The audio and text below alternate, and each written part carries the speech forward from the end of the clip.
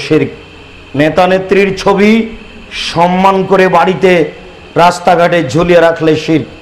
নেতা নেত্রীর ছবি সম্মান করতে আসেনি, ছবি মূর্তি গড়তে আসেনি, ছবি মূর্তি ভাঙতে এসেছি। আমি মুসলিম চিররণবীর, মরণকে করি না ভয়, মরলে শহীদ বাঁচলে গাজী, আমার উভয় সমান। আমার জেল যতটুকু সেল ততটুকু, বাইরে যতটুকু ভিতরে ততটুকু। জেলের দাম দিনা 5 পয়সা, সেলের দাম দিনা 5 পয়সা, শুলি ফাঁসির 5 পয়সা দাম দিনে আমার উভয় লাভ। আমি মুসলিম চিররণবীর, মরণকে করি না ভয়। মূর্তি ভাঙতে এসেছি, মূর্তি গড়তে আসেনি। কাপুরুষ, কাপুরুষের সন্তান কাপুরুষ, তোমার লজ্জা থাকা দরকার ছিল।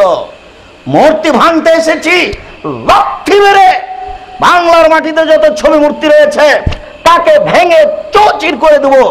আমি যদি না পারি আমার ছেলে ভেঙে দিবে, আমার ছেলে যদি না পারে তার ছেলে ভেঙে দিবে, তার ছেলে যদি না পারে, যেদিন ঈসা আলাইহিস সালাম আসবেন সেদিন লাঠি মেরে সব ছবি মূর্তিকে গুড়িয়ে দেওয়া হবে রাস্তায়। কোনো মায়ের বেটা ঠেকাতে পারবে না। সেদিন আর বেশি দূরে নাই। কাপুরুষ, লেখাপড়া শিখেছো কেন তুমি?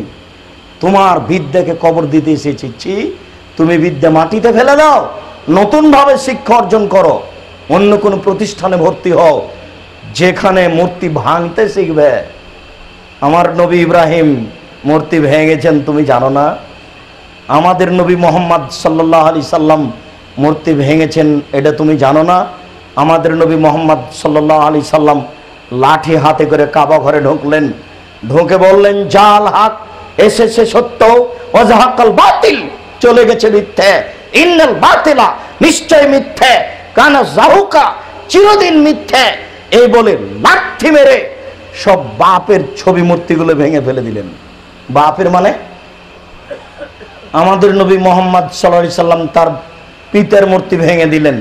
পিতার মানে ইব্রাহিম আলাইহিস সালামের মূর্তি, ইসমাইলের মূর্তি, ইসহাকের মূর্তি ছিল কাবা ঘরে যখন তিনি কাবা ঘরে ঢুকলেন।